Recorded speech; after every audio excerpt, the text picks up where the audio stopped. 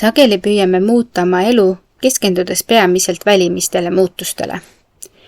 Olgu selleks siis parem töö, uus elukoht või suhte parandamine. Kuigi need eesmärgid on väärtuslikud, unustame tihti, et tõeline ja püsiv muutus algab seest poolt. Kui meie sisemine maailm on korrast ära, ei pruugi ka välised muutused soovitud tulemust tuua. Kujuta ette, et vaatad maailma läbi tolmuste prillide. Selle asemel, et prille puhastada, püüad muuta kõike, mis on nende taga.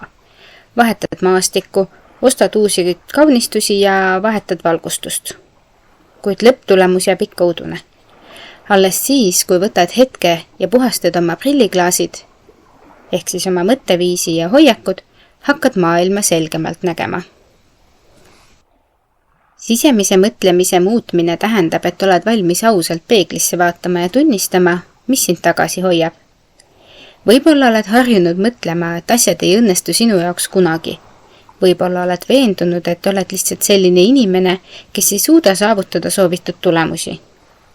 Need mõttemustrid loovad takistusi, mis peegelduvad ka sinu välises elus. Edu ja rahulolu algavad hetkest, kui võtad vastutuse oma mõtete ja tõekspidamiste eest.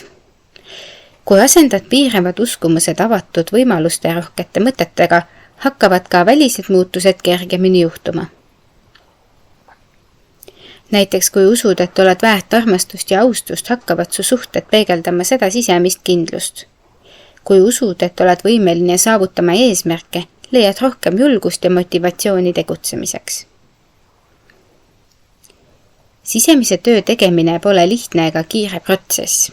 See nõuab aega, kannatlikkust ja eneseteadlikkust.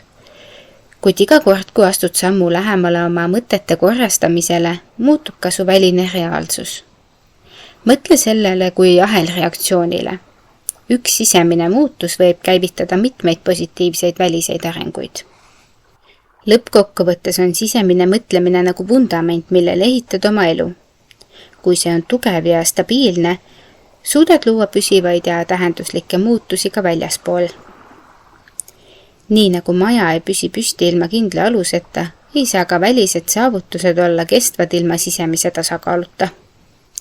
Seega, enne kui hakkad muutma seda, mida näed oma elus, küsi endalt, mida ma näen oma mõtetes.